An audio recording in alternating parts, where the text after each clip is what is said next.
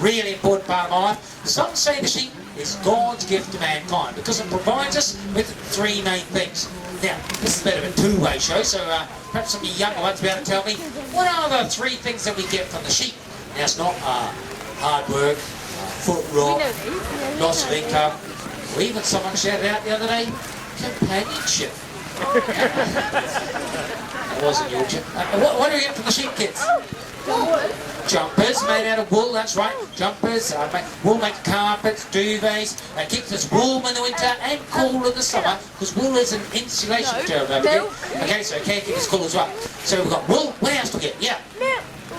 Milk, that's right, yeah, we get milk from sheep. Do you know there are actually more sheep milked in the world than there are cows? Where most of our milk in this country comes from the cow, but across the world, a lot of sheep are milked as well, okay? And milk gives you all sorts of things in sheep's milk, okay? Connor, Are you trying to upset my sheep before they come home? Lamb chops, okay? Yeah, but we got lamb chops on meat, and that's why most of the sheep are in this country, for their meat. If we didn't eat them, they wouldn't be here. So we've got meat, we've got wool, and we've got milk. So the old sheep is a pretty useful animal, providing us with something to eat, something to drink, and something to clothe ourselves with. Right, now today, we're going to meet 9 different breeds of sheep. These guys are quite different. Most sheep you see running around the fields, these guys are semi-theatrical. They like a bit of a clap, a bit of a cheer when they come on. Each one is going to come on to its own little bit of a theme tune. It's going to read its name and stand on its own little podium. Don't sound too excited, okay? And then after you've all met all 9 breeds of sheep, we're going to have a little bit of a shearing demonstration, okay? Then we're going to have our famous dancing sheep. Yeah, right, okay. Right now, first sheep, you get the idea. Right now, first sheep comes from Norfolk, as does the sheep show. We'll come all the way from Norfolk for you. Some say that Nelson was the great hero of Norfolk.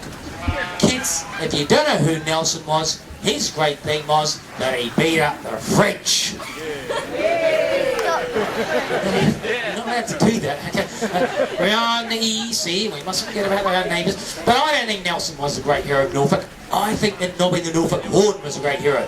I say that because the sheep you're going to meet in a minute has been around for 500 years. 500 years ago, wool was worth a fortune. It built all the big churches we see there in East Anglia, over 950 churches. It was the oil of what is today, okay?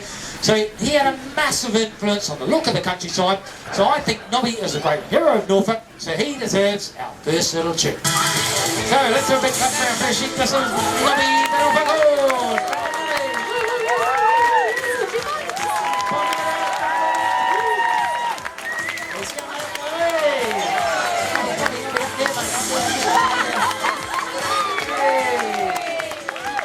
There's Nobby the Norfolk Horn. Now on Nobby here, now we're very lucky that he's there today, because in fact this sheep is a rare breed. There are only about 800 or 900 of this type of sheep in the country, of about 34 million sheep that we have here in the British Isles. Now of course Nobby being a handsome male, no question about that, he's got a nice pair of horns, and so do the females also have horns and the Norfolk horn case. He's got black hair on his head, on his legs, wool type, not particularly good quality, but not bad quantity from our original Heathbreed sheep from all those years ago. No wonder you're a rare breed. Right now, our next sheep is a lovely little sheep. She doesn't stand very high, but she's a solid little thing. She's got a foot in every corner, and she's from the South Downs. I guarantee you'll all love her. So, wake up, Susie.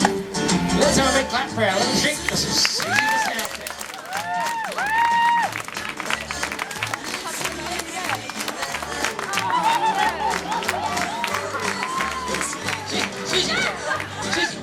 Susie. Come on. Chop. Right. Yeah, she does pretty well to get up here. She's a bit short the wheelbase is this one. Right now, little Susie, unfortunately, I'm going to say this a little bit quietly. Just don't want to upset poor little Susie. But her main role as a sheep breed is actually for her meat. And she produces one of the sweetest meats out of our 68 different breeds of sheep that we have here in the British Isles. One thing I can say nice and loud, Susie's very proud of, is that she also produces one of our finest wools. And this fine wool here on the fleece is either for making our fine hosiery wool, vests, pants, tights, things that are worn very close to the skin. 250 years ago or thereabouts, we crossed these two breeds, or we mated these two breeds, so let's just set the scene. Imagine, the moon was in the right place, stars around, these two were feeling a bit frisky one night. Out of this beautiful relationship, which we call crossbreeding, this next great sheep was born. So let's have a look at this great love child. This is Sam the Suffolk. Put your hands together for the next sheep now. Come on, Sam.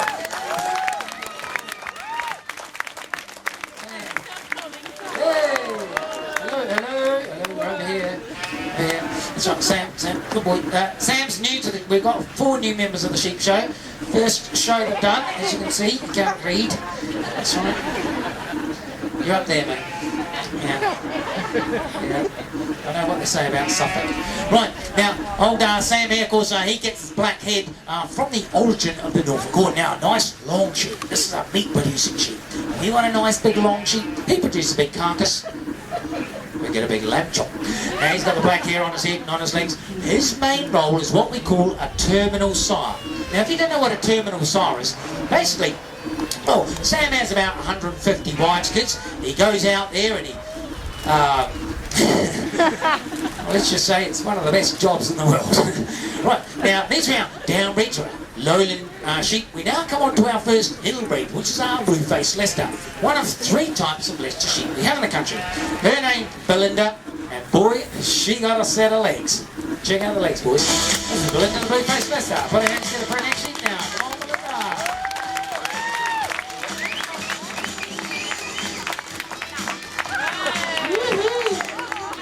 She's got legs, she knows how to use them. So, let's have a look at those legs, shall we, girls? Yeah, she's got legs up to her armpits. Right, now the blue-faced Leicester, a very prolific breed, which means they produce a lot of lambs.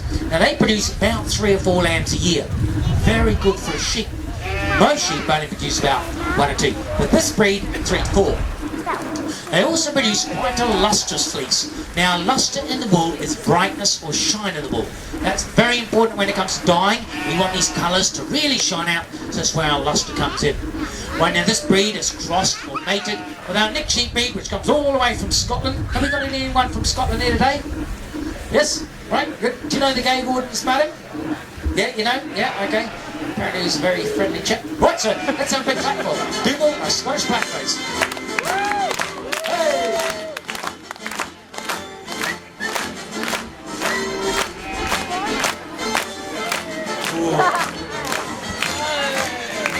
Yeah, he's got a serious set of horns on here, hasn't he? Right, now, of course, living up there in Scotland, it gets a lot colder up there in the winter time than it does here.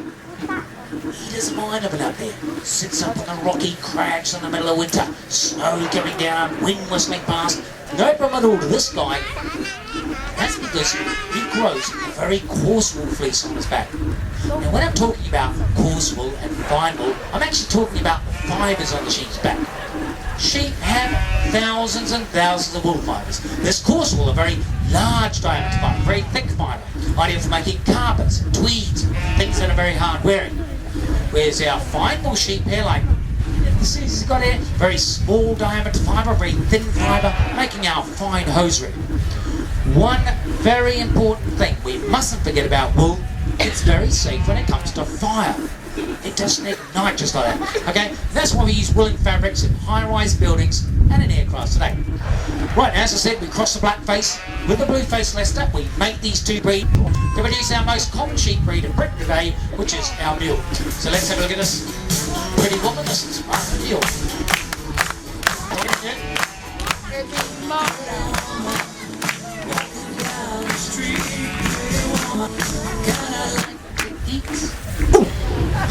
Right now the mule, she gets the best of both worlds. She gets the boldness, hardiness from the black face here. She also gets a very good breeding efficacy from the blue face Leicester here. The cross, or the mating, producing this sheep, giving us about 1 or 2 lambs a year. But she milks these lambs, or she feeds these lambs with the milk really well. That's very important. We want these lambs nice and fast off to market where we can sell them and get some money for them. She grows a good round fleece type, about 3-4 kilograms in weight. A good round sheep. That's why this sheep breed is the most common sheep breed in Britain today. Right, kids. You're going to love our next sheep. He is our rasta, or our hippie in the sheep world. So we're going to put on a bit of Bob Marley. But this is Lenny the Lincoln Long. Let's have a big clap for our Rastafarian sheep. Come on, Lenny.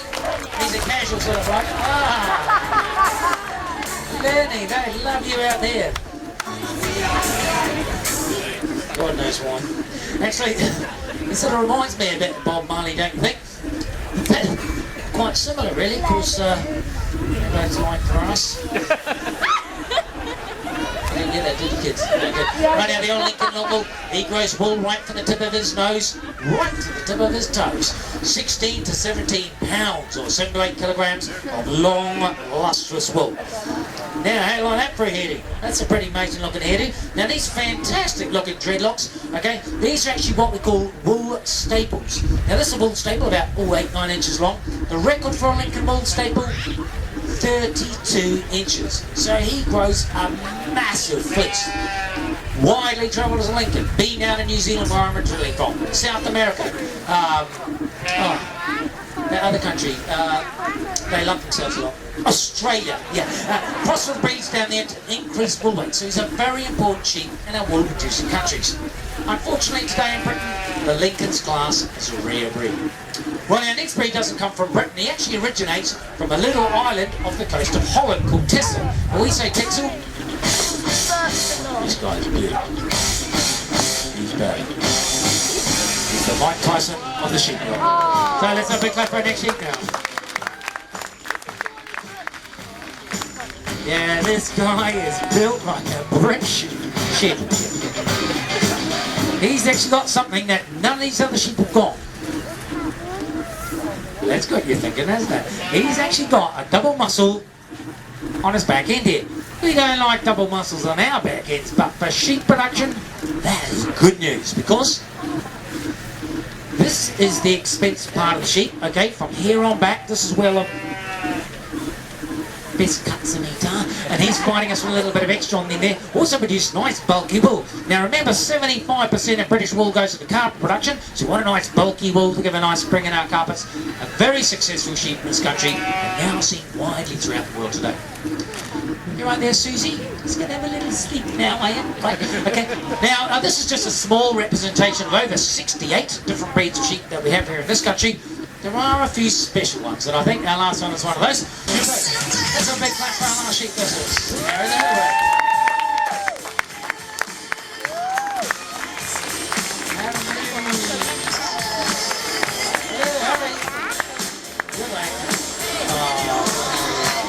Now, little Harry, he is really brand new. He's only just come from the Lake District, so I'm going to go a little bit gently with Harry. He likes his Mars bars, but he's not too keen about just joining in with the team, are you, Harry? Just going to go nice and slow. Now, little Harry here, I don't know if you've been holidaying up in the Lake District, but every second day it just rains, okay? Well, this guy, he's a survivor. None of these other sheep breeds would survive up there. He doesn't mind. He lives on bracken and blackberries and things that no other sheep will eat. This guy doesn't even need a fence to keep him. He's what we call a hefted sheep. That means that he's born in a valley and he stays in the valley. If he oversteps outside the valley, goes, I don't feel very comfortable here, I'll just stay back here. He's a bit like the people of Suffolk, really. They don't like to get out of the county much either. Now, little Harry here, he produces a black and a brown fleece. That's not ideal. We want white wool, we can dye any coloured wool. Okay, but a really hardy little sheep. And it's really important that we keep these little sheep breeds in their own environment, because they're real specialists in their own field. Okay, it's very easy to sort of wipe off the market forces and things like that. It's not what everyone wants today. Okay, they want a big sheep, but he's a real specialist in his little field. Okay, so Harry, just like to come in here, nice and good boy. Yeah, I know. Oh, yeah. Just put it on, because otherwise you can go and eat everybody else's food. Right.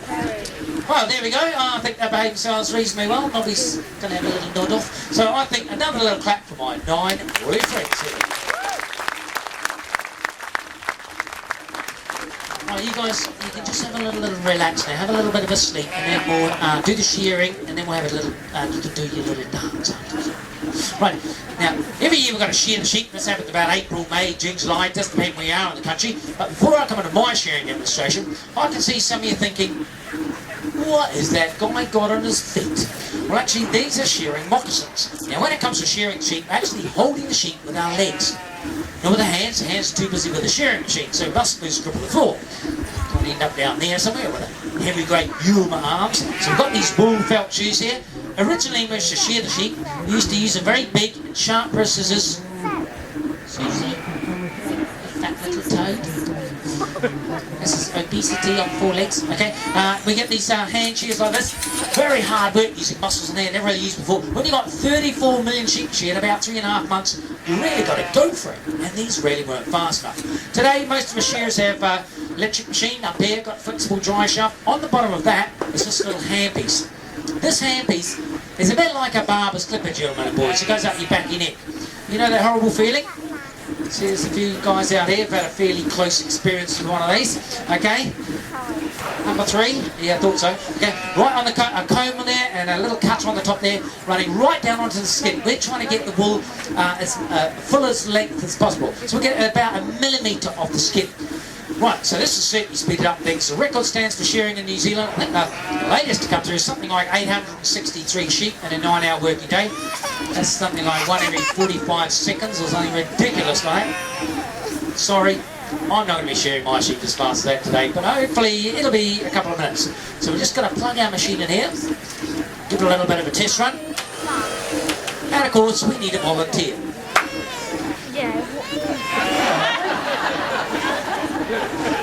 Do you know what you volunteered for, mate? No, I don't think you did. You volunteered for a haircut. So you can do with a damn good one too. Now, I think best bit of the sheep. Now, I've got a little sheep in there that's going to do just the trick. Now, the only thing is that sheep travel about 45 miles an hour. So I'm going to open this door. The sheep is going to be looking for a bit of grass and open space. So basically, heading in this direction.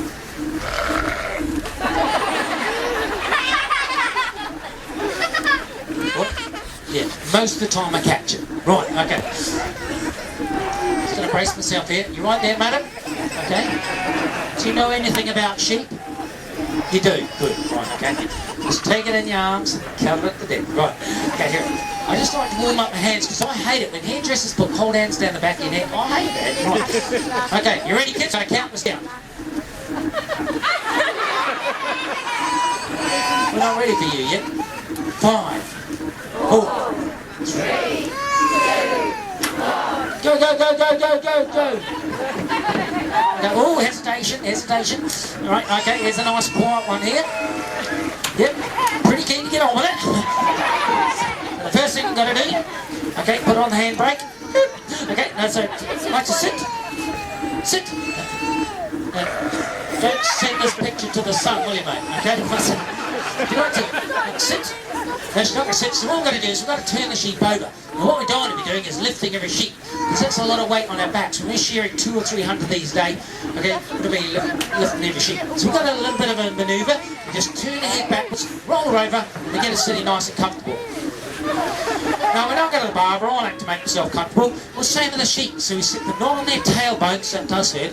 We lie them slightly on their side, leaning back and against us there. She's pretty comfortable. Totally relaxed. This is not a pet one. I want to just keep gluing the wool back on every show. And I've got a big Velcro system there. Okay, so you ready, little girl? This sheep never been shorn before. Okay, I'm Richard. I'm your hairdresser. Sure enough, the microphone so you can hear you. Okay, Barbara. Right, so there we go. Now, this is not going to hurt the sheep. What we're doing is just running the hand over the bit. Okay, just like that. Actually, it's quite a nice benefit. It's a bit like a vibrator. Now, I'm going to stay our belly wool, alright, belly wool. So, I'm going to a little bit, I need a couple up there. Just clean those bits up. Find the little milk bar down here. Okay, then we come into what I call, well, a sort of bikini line. Yeah, so ladies, if you're heading out on holiday soon, today's your chance. 50p. And I'll pay you. Right, so then we start coming down the leg here. Now all the time I'm using my left hand to actually stretch out the skin. Remember my comb here is flat, the sheep is round and pointed. And we want the full length of the wool. So all the time using my left hand to actually stretch out the skin, or trying to keep the sheep as flat as possible. Let's just tuck that around there. She's a bit embarrassed about showing you that bit. Let's have the hairdo off, and then start coming up the middle sheep. Now we start from the middle sheep because all the dirty bits are underneath the legs, and they're going to end up on the outside of the fleece when we're finished. We can take those dirty bits off afterwards. So it's a bit like when you're doing your shaving, guys. You don't want to cut yourself, just pull the wool over your eyes. There you go.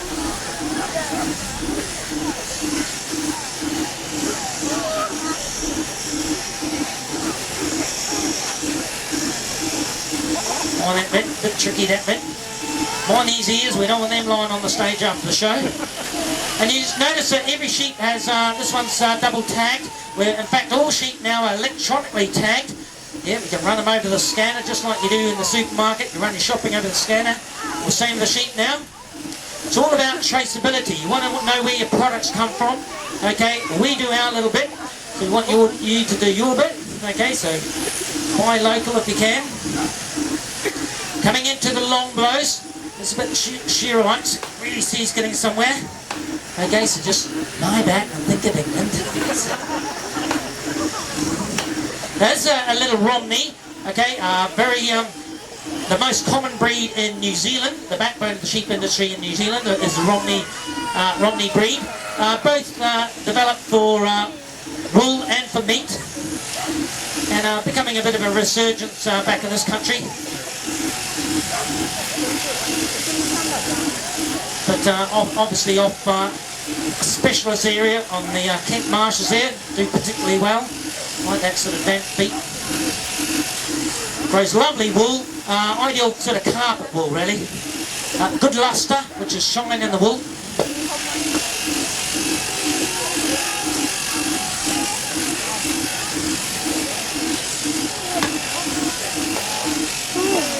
Just got to get your hairy armpits because I don't want to go away looking too European.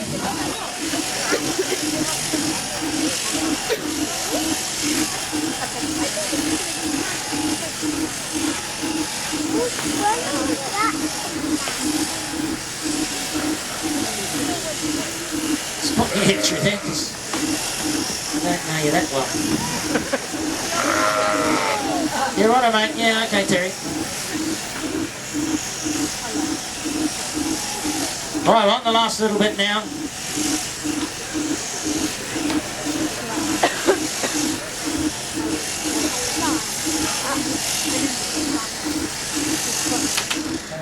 There's our short sheep. There you go.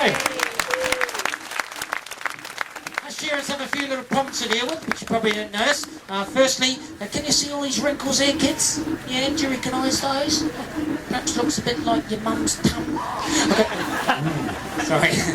That's what Dad calls the cuddly bits. Okay. Well, we don't want those getting in the way, so that's why we've got to keep bending the sheep outwards. We've also got these legs that go backwards and forwards. We want a nice flat surface there to work on. So what we do is push this little button here, and out pops like that. Same on the back leg. That handpiece is very, very sharp. We don't want to cut there, so just to make sure they don't pull the leg back like that, we're running the handpiece down there. We push this button here. Hiya! Hiya! Out it pops like that. Very useful to know those little buttons. And have all these guys come to see me after the show. So, mate, just show me those buttons, will you? And if you think, poor little thing is going to be freezing cold tonight, don't worry. The next 24 hours, this skin is actually going to thicken threefold, or 3 times.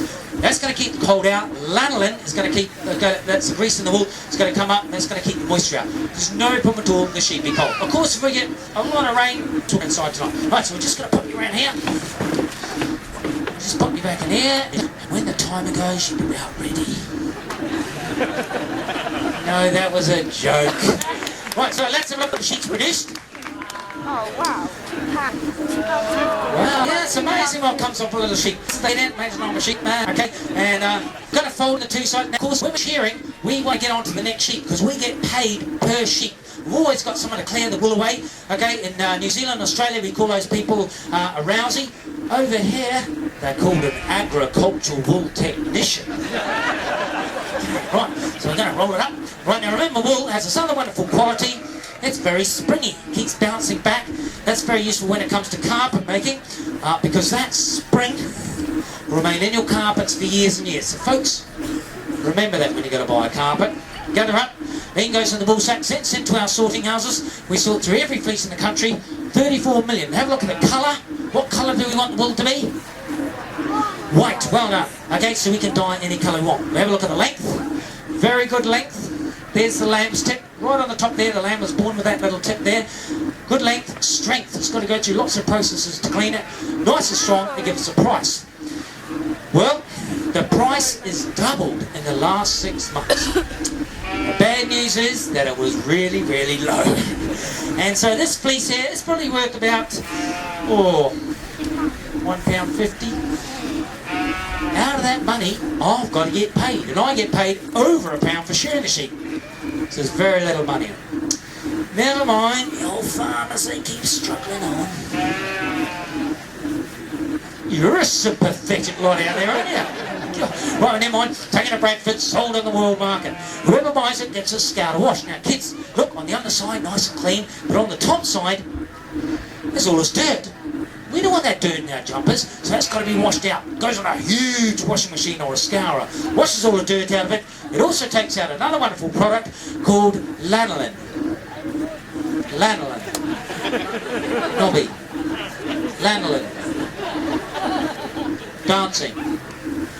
No, nothing there. Okay, right, it's called lanolin, okay? And that's extracted out. Now we comb or card the wool, basically separating the fibres like that. Okay, then we can think about spinning it. Oh no! That's just clearing up Sharon. Right, okay, so we're just going to hold it out like that. And the accident next. Yep, right, okay. So away we go. Round we go. Now what happens to keep wool together? Wool's got microscopic hooks on it. So as it goes round, it all comes together nicely. Now with knitting needles, knitting machines, we can knit jumpers, socks, scarves, things like that. It doesn't go to that side of things. We have lots of lines of these and we weave wool in between. That makes our suits, trousers, upholstery and our carpets. Okay, so that's our little wool story. But I know what you've all been waiting for is to see these sheep dance.